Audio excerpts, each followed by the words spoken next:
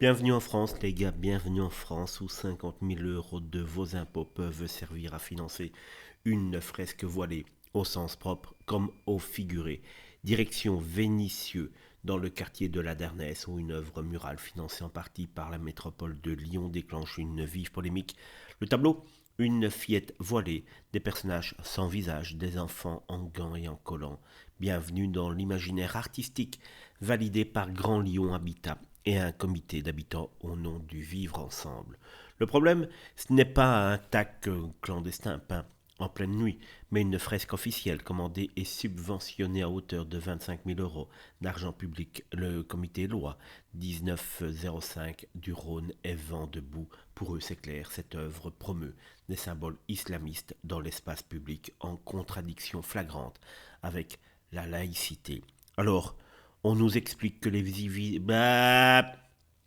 on nous explique que les visages sont absents à cause de la technique du pochoir. Ah bon. Mais le voile de la gamine, lui, est bien net, bien présent, bien visible, et dans un quartier déjà gangréné par le communautarisme. Est-ce vraiment le message qu'on veut envoyer, que l'identité féminine rime avec disparition des traits et port du voile? Cerise sur le minaret, ce projet s'intitule Dart Nez, avec le soutien enthousiaste des autorités locales, une manière bien ironique de dire que l'art devient une arme politique, voire idéologique. On prétend rapprocher les habitants, mais cette fresque, loin d'unir, divise, et pendant ce temps-là, les services publics manquent de moyens. Les bailleurs sociaux pleurent des budgets serrés, mais pour ce genre de création, les caisses sont grandes ouvertes. Dans une république laïque, peindre une enfant voilée sur un mur public, c'est un acte politique.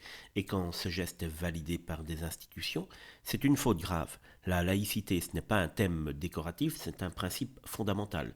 Et à force de céder à tout, à tous les symboles communautaires, la République elle-même s'efface comme les visages de cette fresque qui pue véritablement.